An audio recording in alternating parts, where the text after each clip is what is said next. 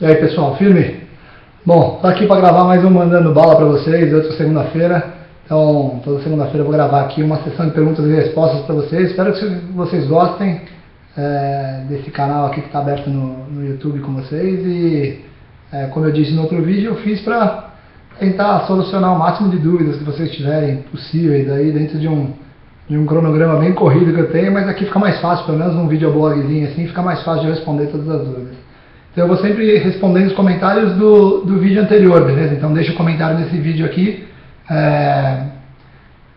falem se vocês gostaram, se vocês não gostaram, curtam se vocês realmente curtiram, se vocês odiaram a parada, dá um não gostei ali, e assim a gente vai sabendo o que está acontecendo aqui, fechado?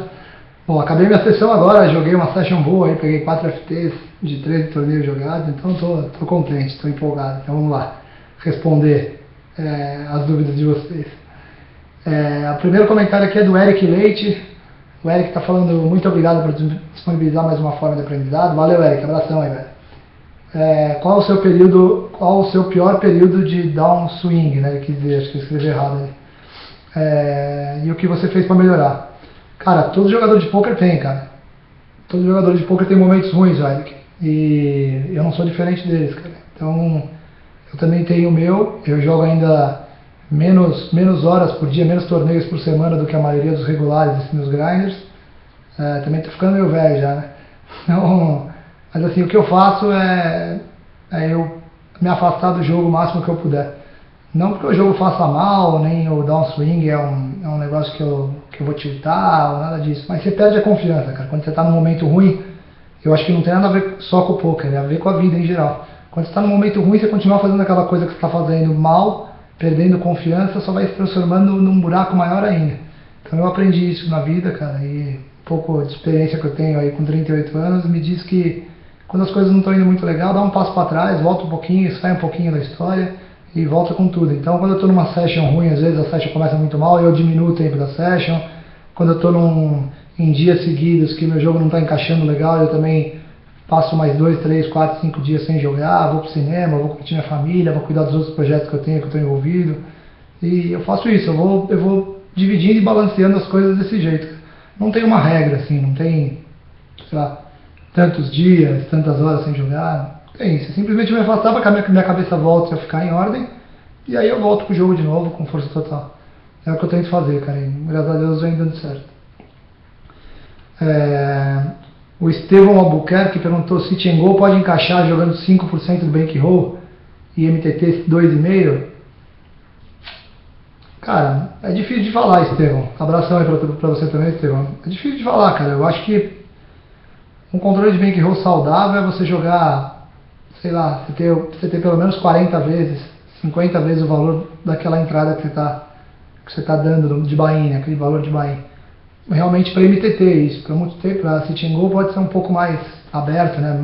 mais agressivo, então jogar um valor um pouco maior. Mas 5% eu acho que é muito, cara.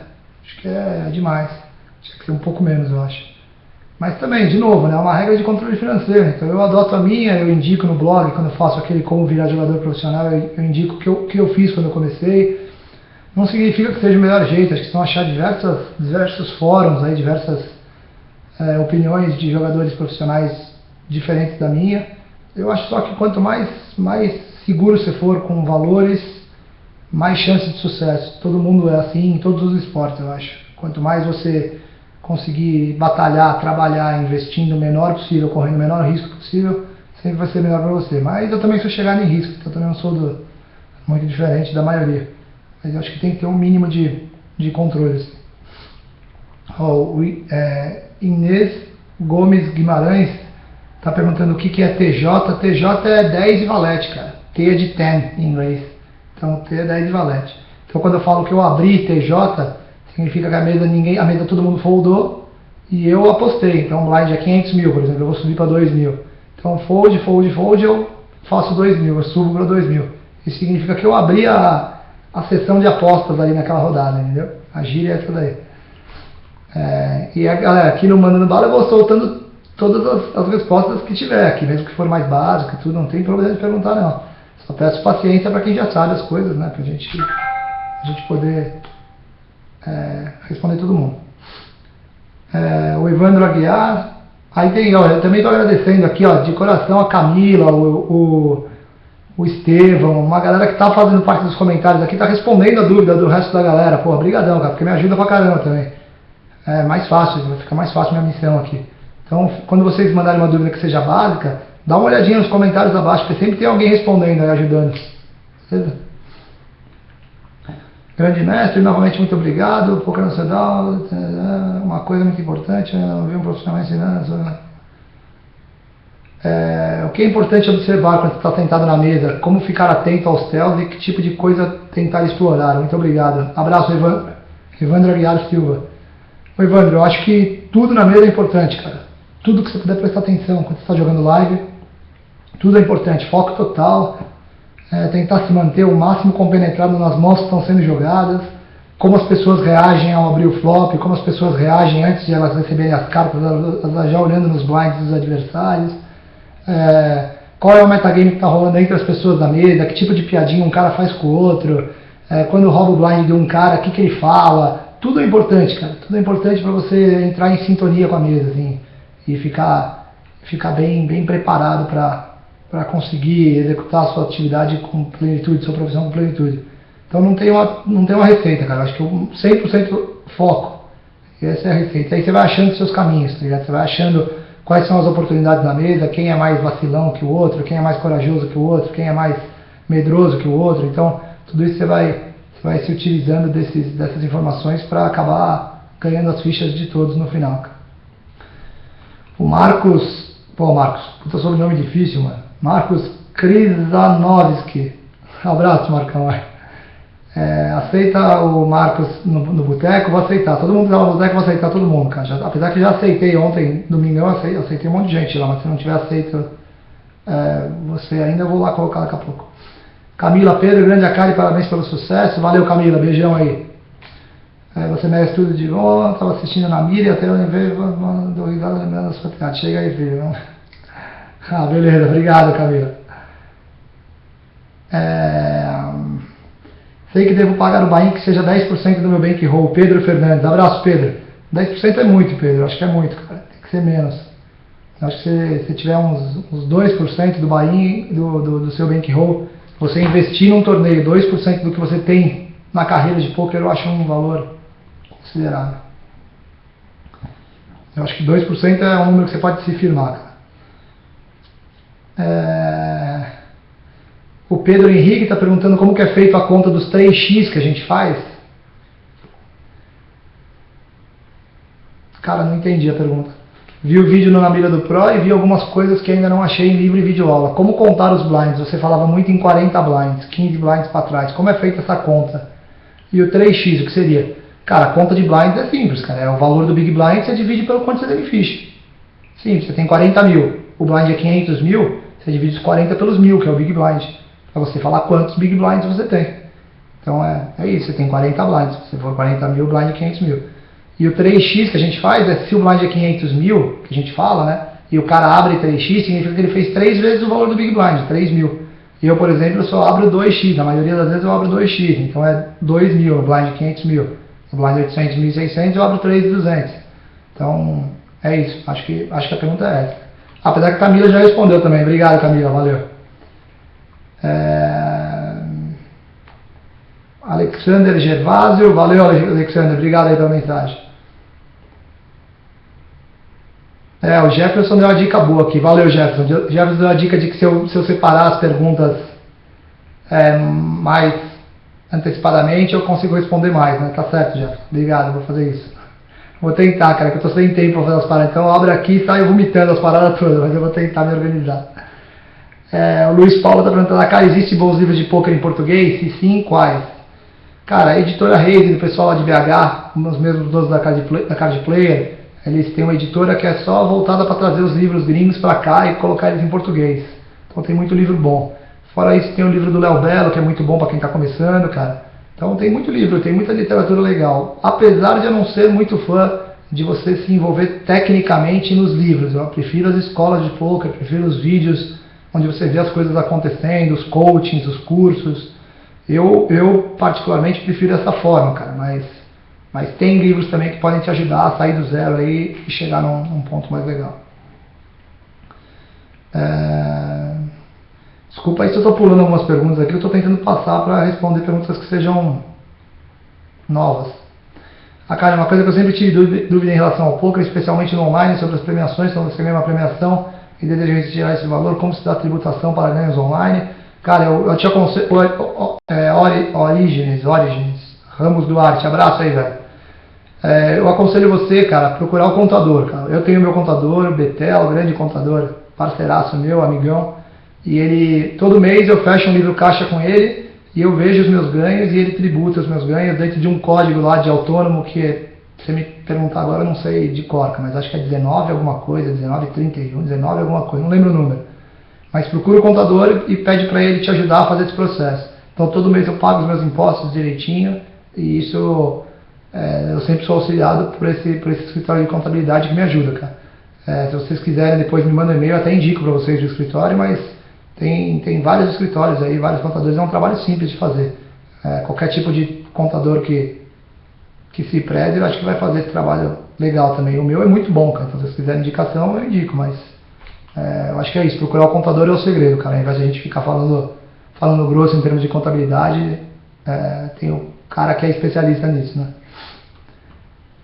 Uma sugestão, responder lá, abraço pro Edgar também, Taveira, abraço pro Bruno Dalpubel, obrigado Bruno, valeu, cara, obrigado pelas mensagens aí, cara.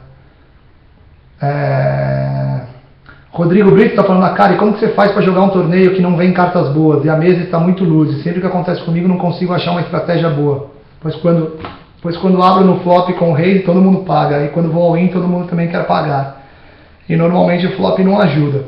Rodrigo, cara, jogar poker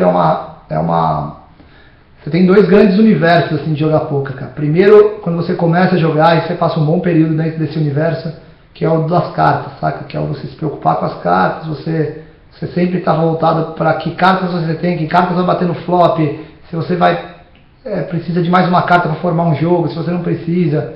E isso você passa um bom período dentro desse mundo, assim, cara, de cartas, saca? Depois que você começa a estudar muito o jogo, entender o jogo tecnicamente, você conhece um outro universo do jogo, cara, que não tem nada a ver com carta, ele tem a ver com estratégias de aposta pré-flop, de aposta no flop, de aposta no turn, de quais ferramentas você pode utilizar para conquistar mais fichas, e mesmo assim você sabe que as cartas ainda têm a sua importância, mas elas não são mais o protagonista do filme todo, cara. Então, eu não consigo te responder isso daí, o que eu te respondo é o seguinte: quando não tem cartas boas comigo, eu consigo andar nos torneios do mesmo jeito, não só eu, como a maioria, todos os profissionais. A gente consegue fazer a evolução do torneio, a gente consegue acumular ficha sem ter carta, a ponto de ter pessoas que ganham torneios de poker sem receber cartas, em promoções de site já tiveram. Eu peguei em quarto no torneio uma vez, 180 pessoas, sem ver minhas cartas. A Net Obrestral, uma norueguesa, fenômeno, ganhou um torneio sem ver cartas também. Então tem formas, cara. Não tem como eu te explicar aqui numa pergunta e resposta assim, um panorama geral do poker profissional. O que eu te aconselho é estudar, cara. Estudar bastante, fazer curso, fazer coaching, isso daí vai te facilitar bastante, beleza? O Evandro Aguiar também está mandando um obrigado pelo apoio ao Poker Nacional, você é uma grande pessoa, obrigado Evandrão, valeu, velho, obrigado. Gostaria de saber se tem alguma chance de me passar o teste criado pelo Redão para a galera que se formou no Team Micro. Cara, eu vou ver, cara, vou ver, Evandro, vou ver com o Redão se a gente consegue publicar esses testes para vocês fazerem aí na casa de vocês, mas isso é um processo que a gente tem lá no QG, tá ligado? E eu vou ver com eles, cara, como que a gente trabalha nisso daí. Eu acredito que em breve, muito em breve, o CT Super Poker está entrando no ar e lá vai ter também testes, vão ter um monte de coisas bacanas, até testes gratuitos para vocês fazerem. Então, mas eu vou ver o que eu consigo, não vou te prometer, mas eu vou ver o que eu consigo. O Mauro Fernando está perguntando, Kari, quando você normalmente está short-handed nas FTs, tu se baseia em ICM ou ED mesmo? Ô Mauro, eu não me baseio em ICM, cara. E eu sei que eu falando isso, tem muito profissional que quer me matar aí, que acha que eu sou donker, caramba, mas eu não me baseio. Eu acho que ICM, por muito poucas pessoas, ele é utilizado de uma forma saudável, saca? A maioria das pessoas usa essa sigla para abdicar da possibilidade de ganhar o torneio, de cravar o torneio. Então, Eu tento pensar o menos possível no dinheiro, cara, o menos possível na premiação, sabendo que isso é minha profissão, sabendo que eu preciso de dinheiro também para viver, para pagar minhas contas, para pagar a conta da minha família, mas eu acho que toda profissão plenamente executada, muito bem executada, ela vai te gerar uma boa remuneração, saca? Então, em sendo assim, eu quero pensar muito exclusivamente na minha profissão, na minha técnica. Se o dinheiro está fazendo alguma diferença para os outros, eu vou tentar usar isso contra eles, cara. Eu não faço acordo normalmente em mesas finais e eu não deixo de jogar mais mãos ou menos mãos porque a premiação vai mudar ou não. Se por acaso eu estou envolvido num torneio onde isso daí realmente seja muito significativo e isso daí vai me fazer jogar diferente, muito provavelmente eu não deveria estar lá, tá ligado? Eu não deveria estar jogando esse torneio. Então eu falo isso não é por prepotência, cara, eu falo isso porque é o meu estilo mesmo de lidar com esse negócio. Eu, graças a Deus, eu venho tendo uma boa carreira, bons resultados. Não é a melhor do mundo, mas é satisfatória. Eu não tenho objetivo nenhum em ser o melhor jogador do mundo, em ser melhor que fulano, em ser melhor que ciclano. Meu único objetivo na vida, no poker e na vida, é ser melhor do que eu sou amanhã, ser melhor do que eu estou sendo hoje, cara, e tentar evoluir o tempo inteiro. Se isso daí é suficiente para ser o melhor do mundo, ótimo. Um dia que chegar isso daí, eu não vou me vangloriar de ser o melhor do mundo, vou me vangloriar de estar em constante evolução, saca? Então, eu hoje estou envolvido em outras atividades, como criação de cachorro, por exemplo, que eu adoro, que eu amo, e todo dia eu estudo e quero ser melhor do que eu era no dia anterior. E no poker é a mesma coisa, todo dia eu assisto um vídeo, não todo dia, mas pelo menos uma vez por semana, 2 vezes por semana, eu assisto um vídeo de um cara que eu vejo jogar e é muito bom. Eu vejo, às vezes eu sou nado por um cara online, eu vejo um cara muito bom me destruindo, eu vou lá e faço uma pesquisa do cara para ver se ele publica alguma coisa que faça eu enxergar o que ele enxerga que eu estou me perdendo. Então é isso que eu faço, eu não faço para falar, nossa, esse cara é bom, esse cara é ruim, o brasileiro lá, o fulano é bom, o fulano é ruim, eu sou melhor que fulano, esse cara é melhor que eu. Eu não tenho essa pegada, velho. E eu já sofri desse mal, né? Todo mundo sempre tem, no começo da carreira, tudo, você sempre fica preocupado com o resultado dos outros, se preocupa em, pô, mas por que o cara lá ganha 25 mil coisas e não sei o que, e eu não ganho, será que eu sou pior, será que ele é sortudo? Esse pensamento não leva a nada, velho. A vida vai passando, você vai entendendo como funciona. Então, o que eu quero é chegar numa mesa final e pegar todas as oportunidades que eu tenho. Se dinheiro vai fazer diferença na vida dos outros, no jogo dos outros, vai fazer diferença para mim, exclusivamente para usar isso contra os caras. E eu vou usar na mesa todos os artifícios que eu puder usar, desde que lícitos e honestos, eu vou usar todos eles para fazer pressão em quem eu tiver que fazer. Essa é a minha filosofia. Kari, por que você não usa o Hold'em Manager ou outros programas de estatísticas? Alberto Oliveira, abração Alberto. Eu não uso o Hold'em Manager porque eu não sei usar, Alberto, essa é a verdade. Eu não sei usar assim, não é que eu não sei tecnicamente usar o software.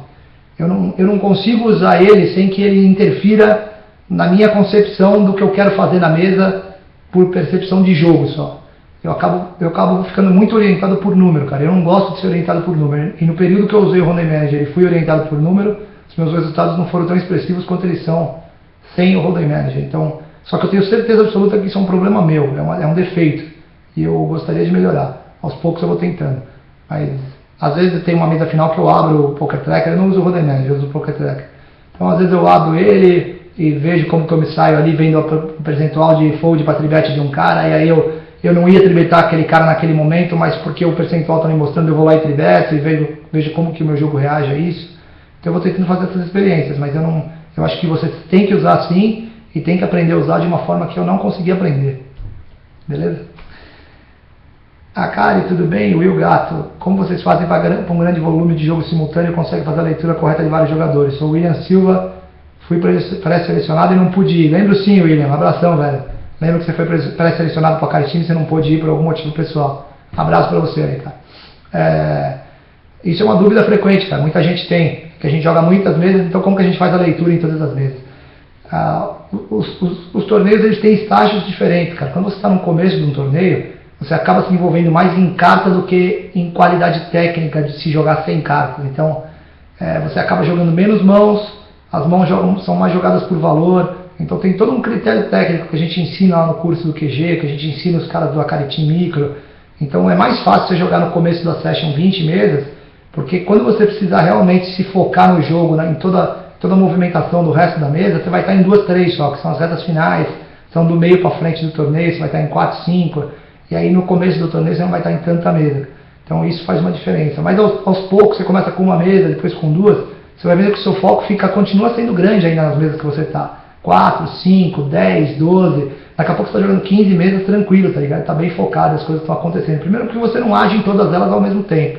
Você age numa, e depois de 4 segundos você age na outra, depois de tantos segundos você age na outra. Então isso vai te criando a capacidade de pensar em cada uma delas. Mas quando você realmente precisa gastar todos os seus neurônios ali nas mesas, você já está em 2, 3 só, que são as retas finais. Isso quando você não fumou em todas, né, e deu ferro na parada. A Kari, Vinícius Colasso, abraço Vinícius. Ah não, calma aí que eu pulei, o Eder Schaffhauser, abraço Eder. Muito bom, cara, será que você poderia comentar algo sobre pagamento de impostos? Já comentei agora há pouco aí, cara. Vinícius Colasso, abração Vinícius. Quais as qualidades que você procura para integrar o Akari Team Micro? Cara, o Akari Team Micro é um grupo de 10 jogadores, todo mês vem 10 novos jogadores lá pro QG. E a gente procura qualidade, a principal qualidade é o cara querer estar lá, cara. Não é gráfico, não é resultado, a grande maioria, 99% das pessoas que chegam lá não sabem jogar bem, e todas elas vão passar um período de aprendizado, e a gente vai se desprender ao máximo para poder ajudar essa galera que está lá. Então a grande sacada não é o cara jogar bem, a grande sacada é o cara querer aquilo mais que tudo, cara, querer ser profissional. Então quando a gente faz as entrevistas, é claro que tem que ter uma qualidade de jogo mínima, tem que ter um gráfico, sabe, em tendência de positividade, não é um gráfico lucrativo. É um gráfico, mesmo que o cara esteja emburacado lá num prejuízo gigante, mas que ele tem uma tendência a começar a sair do buraco, que ele esteja começando a evoluir, que mostra que ele está estudando, que ele está lendo livro, que ele está assistindo vídeo, que ele não é louco, sabe, aqueles gráficos que mostra que o cara joga $100, depois joga torneio de $1, depois joga torneio de $1.000, depois... esses caras não é o que a gente procura, que a gente procura é cara sólido, mente sólida, sabe, que possam evoluir, junto com a gente, na verdade, porque esses caras ajudam a gente a crescer bastante. Renan, ficou curioso em saber se você já deu um misclick muito importante que te fez perder muito dinheiro. Renan, eu já dei vários misclick, velho, vários. Muito dinheiro assim, não. Eu perdi algumas possibilidades de cravar torneios por misclick, mas não lembro de nenhum muito absurdo assim. Eu dei uma vez uma mesa final de 100R, só que daí eu dei o misclick, eu dei call no cara de valete 2 off no all-in do cara small e big, porque eu fui clicar, pulou uma mesa na frente, eu fui clicar, a mesa saiu, eu cliquei no call, tá ligado? E aí, mas só que o cara tinha asa e rei, eu ganhei a parada. Aí o cara se queimou pesado, que conta. Então não lembro de nenhum muito grande assim, eu lembro de misclick, sei lá, uma a cada 3 sessões eu tô dando um misclick aí, perdidaço. Mais uma bela iniciativa, Akari Tênis, PPTA, abraço aí Tênis. Queria, antes de tudo, falar que jamais eu comparei você ao Peçanha. Pô, não tem problema nenhum de comparar, cara. Peçanha é um dos meus ídolos no poker, então eu adoro Peçanha e é gente boa demais. E se você falar que eu sou pior que ele, não tem problema nenhum também. Não tem crise de nada, né? Nada. Não ligo pra nada disso aí. Apenas comentei que o estilo dele é diferente, que naquela mão de Kadama no TG eu acho que ele abriria assim. Puta, eu não lembro, velho. Não lembro da mão que tá falando, cara. Mas desculpa aí. Aí tá propondo uma melhor de 3 e um heads up e depois no tênis de campo, topa? Cara, eu não vou ter tempo, acho, pra fazer essa melhor de 3 tão grande assim, mas o dia que a gente estiver aí cruzado, a gente joga um tênisinho junto, fácil. Eu adoro jogar tênis, cara. O Guilherme Sena, muito bom esse formato, sempre inovando. Tô com bem que saudável, parabéns Guilherme Sena. Continua tocando pau aí. O R. Andrezão, obrigado por isso, esses vídeos são ótimos. Valeu, irmão. Obrigado. Bom, galera, é isso. 25 minutos já. Senão esse vídeo vai ficar grande demais. Aos poucos eu vou ver se eu consigo fazer mais, se o YouTube não dá pau aqui, cara. Porque a última vez eu fui subir um vídeo e ele deu pau. Então tomara que esse daqui não dê. Tô no meio do processo aqui de subir outro vídeo do Real Time Session que eu gravei hoje jogando as mesas finais simultâneas lá. Então daqui a pouco vai estar aí pra vocês. Espero que vocês tenham gostado de mais um Mandando Bala aqui nas perguntas e respostas. Acompanha lá no blog akari.com.br que tem artigo novo lá também. E manda comentários agora nesse vídeo aqui que eu vou respondendo. Ou seja, quanto mais rápido você mandar o comentário, mais chance de eu responder, que eu pego os primeiros ali. Mas eu volto para esses comentários antigos, fica tranquilo.